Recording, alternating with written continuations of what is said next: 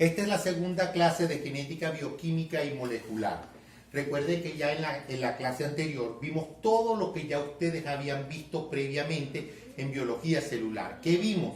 ADN, ARN, transcripción, traducción de proteínas. Y esta clase sí es más importante para nosotros en genética porque vamos a ver cosas que tienen que ver con enfermedad. ¿Y qué es lo que es una mutación? Una mutación no es más que un cambio en la información genética normal, o sea, se produce una alteración en el ADN. Esa mutación puede ser muy grande. De hecho, las deleciones cromosómicas, las inserciones cromosómicas son mutaciones, pero son grandes, son cromosómicas. No vamos a hablar de eso acá. Aquí vamos a hablar de mutaciones génicas, que son mutaciones pequeñas que tienen que ver propiamente con el ADN, con la estructura molecular del ADN. Esas mutaciones pueden ser tan pequeñas que hablamos de mutaciones puntuales. Las mutaciones puntuales es cuando hay una alteración en un solo nucleótido. Esa mutación puntual puede ser una deleción, esa mutación puntual puede ser una inserción, esa deleción puntual puede ser una sustitución, disculpe.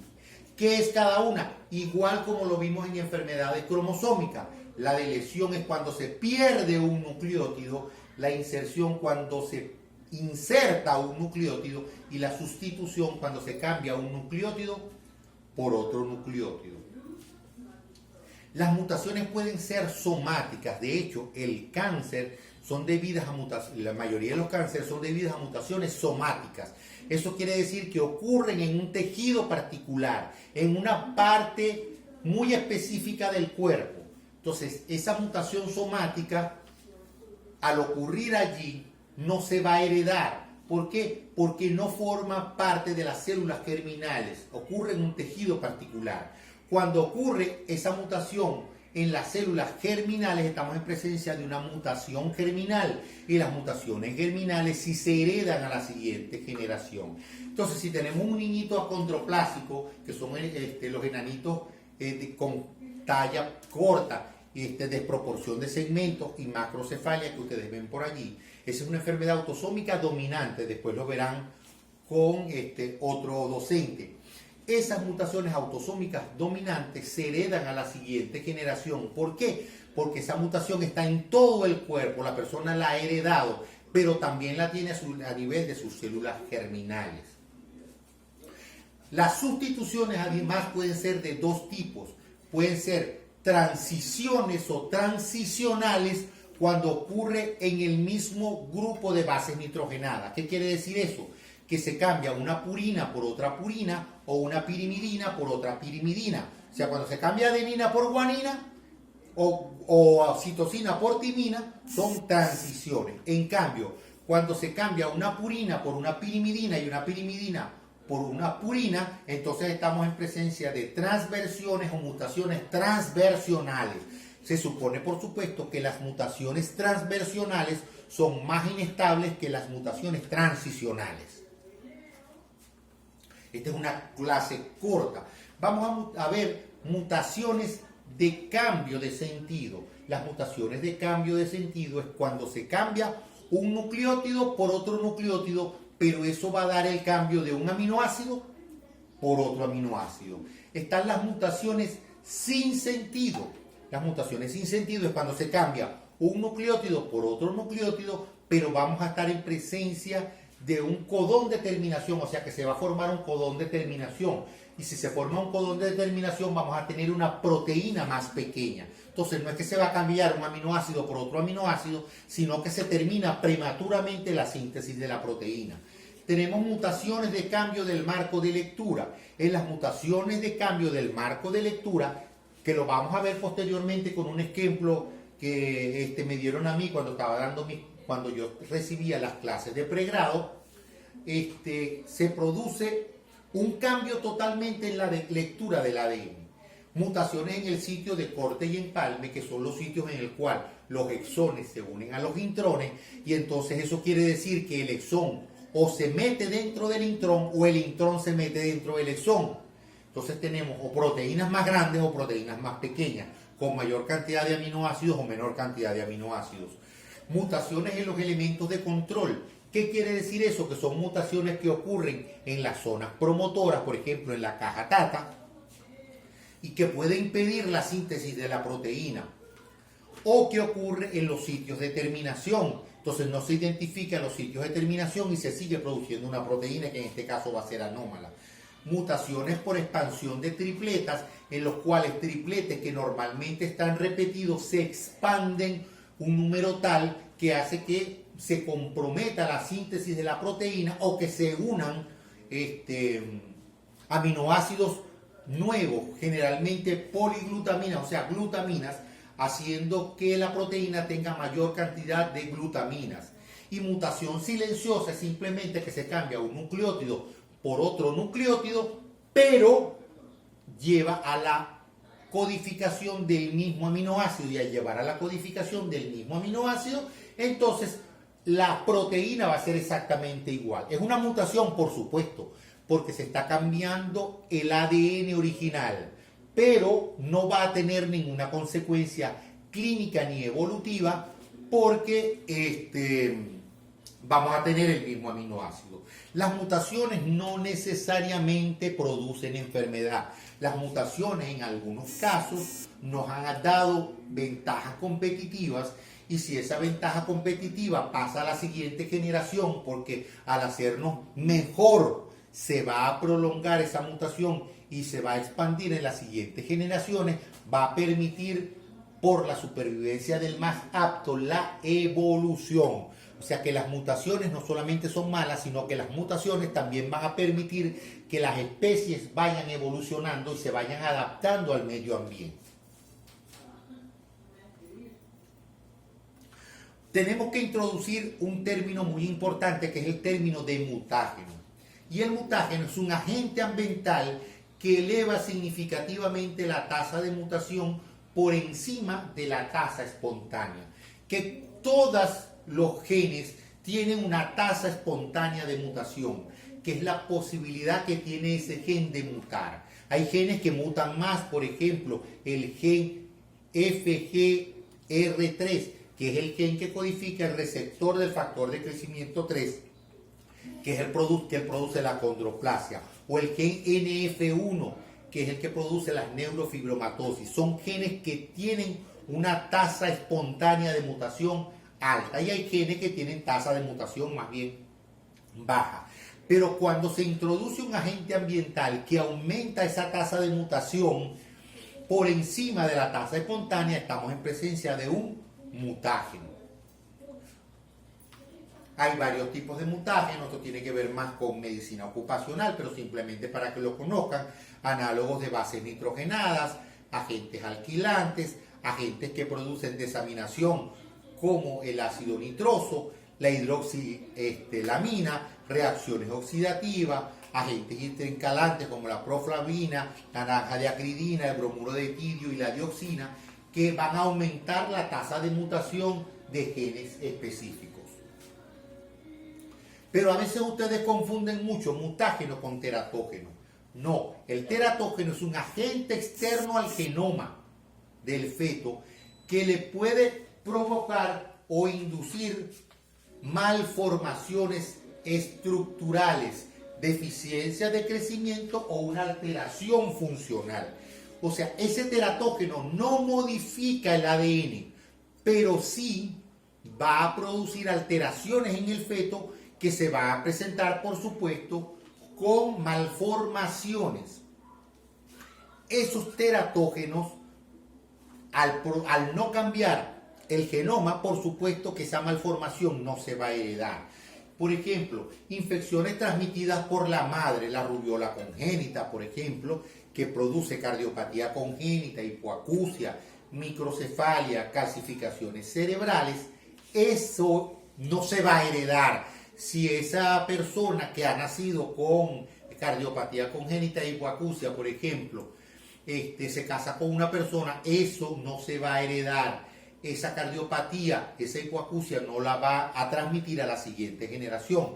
Enfermedades de la madre como la diabetes, que está bien conocido que puede producir malformaciones congénitas.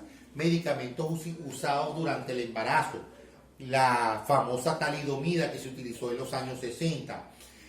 Algunos anticonvulsivos pueden provocar malformaciones, agentes físicos o químicos que actúen durante el embarazo, benzólicos, las radiaciones, etc.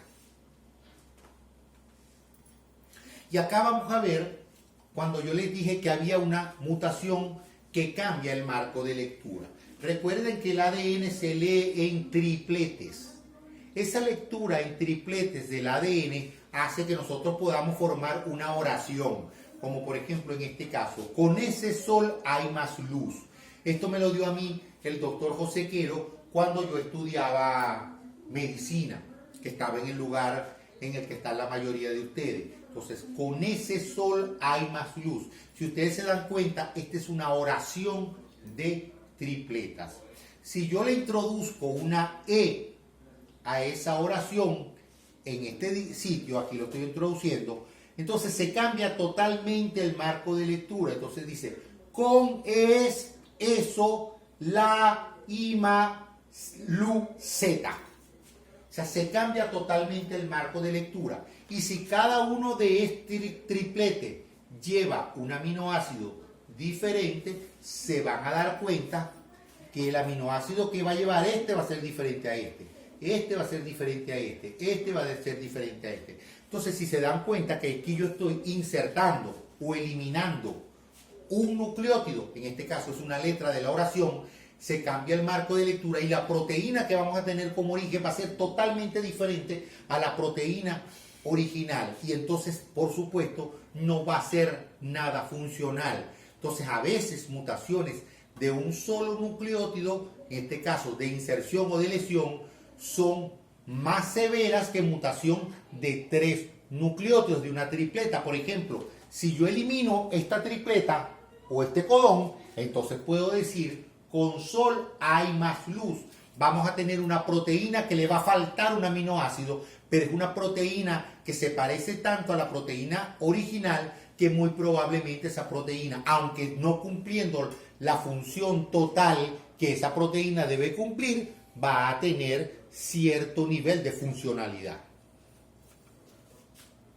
Acá ocurre una deleción de un codón, de un tripleta. Esta es la mutación delta F508, de lesión de fenilalanina en el sitio 508 de la proteína o del receptor de la conductancia transmembrana, que cuando se encuentra esta mutación produce la fibrosis quística. Esta es una mutación ancestral. Esta mutación ocurrió al inicio de los albores de la humanidad, en el hombre de Cromañón, el que se escondía en las cavernas y que fueron los que hicieron las pinturas rupestres. Ya esos individuos tenían la mutación delta F508.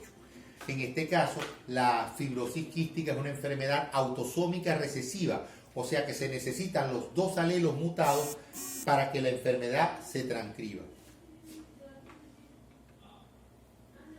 Para que la enfermedad se presente. Ahora, las consecuencias moleculares de las mutaciones.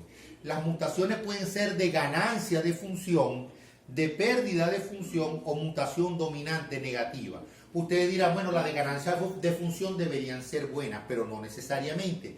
Producen por lo general una proteína completamente nueva o una sobreexpresión o una expresión inadecuada. O sea, no siempre las funciones que se ganan son buenas.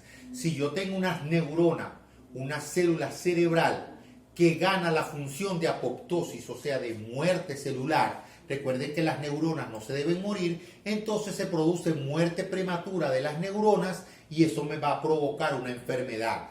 Eso ocurre en la corea de Huntington, eso ocurre en las ataxias cerebelosas, eso ocurre en la atrofia muscular espinal, aunque la atrofia muscular espinal es una enfermedad autosómica recesiva.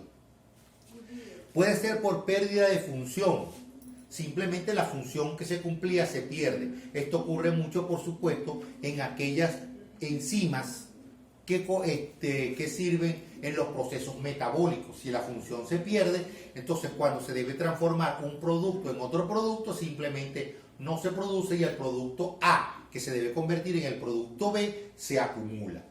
Y la mutación dominante negativa es que se produce una proteína no funcional que además va a inhibir la función de la proteína normal.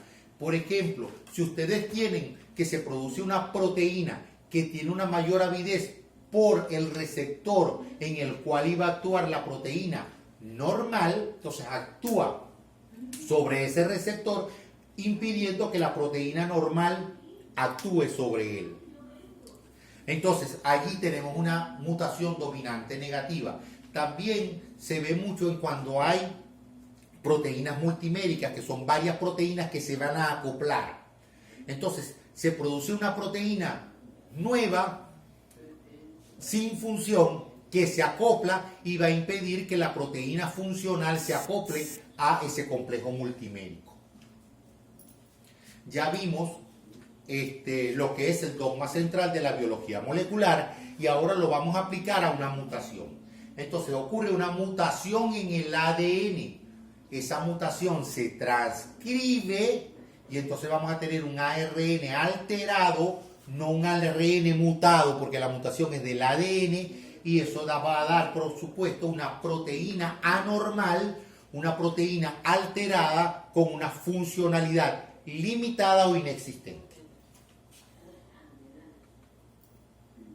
Deben repasar, eso sí, el mecanismo que le dieron a ustedes de regulación génica del Escherichia coli, que es el operón de lactosa u operón lax. Lo deben repasar.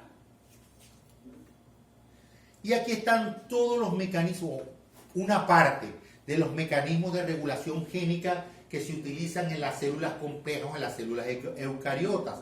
Factores de transcripción que son específicos para cada tejido, las hormonas, los factores de crecimiento intermediarios que inducen transcripción, que se pueden remover alternativamente intrones, que se van a adenilizar, o sea, va a haber una poliadenilación alternativa, que el ARN se pueda editar específicamente, que existan mecanismos de control traduccional ya cuando se está traduciendo, cuando se puede excluir o eliminar un alelo, cuando se inactiva el cromosoma X, que ya lo vimos en las clases de citogenética, y que dependiendo de la célula, del sitio donde se encuentre la célula, de señales de rango corto, etc., entonces se va a activar o no un gen para que se transcriba.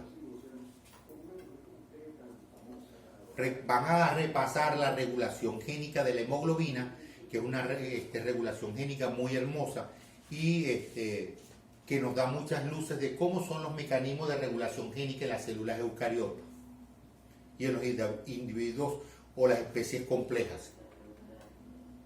Y ahora vamos a ver un repaso rápido de técnicas de ADN.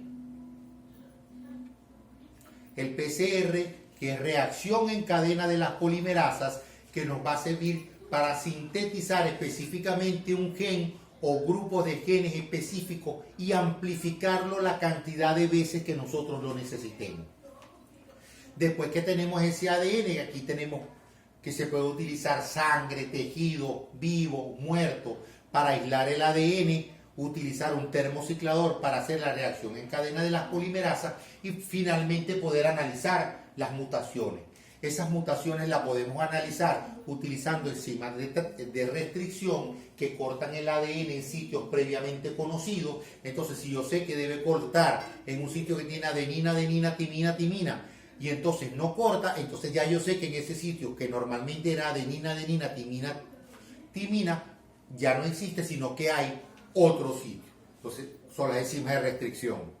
Se puede utilizar la técnica de Sorder Blot, que es utilizando enzimas de restricción, se van a producir fragmentos de ARN de ADN que vamos a hacer correr a través de una electroforesis de ADN. El Noether Blot, que en vez de hacer del ADN utilizamos ARN, entonces ya no corremos ADN, sino que en la cadena de electroforesis corremos ARN, y utilizamos Sweater Blot, en el cual se hacen corridas de proteínas. La técnica de Fish, que ya la habíamos visto previamente en la clase de citogenética, que son técnicas de ADN, de citogenética molecular, que es un Fish multicolor. Acá tenemos otra técnica de Fish, en este caso específica para ciertos cromosomas. Y aquí utilizando Fish no para ver cromosomas, o sí para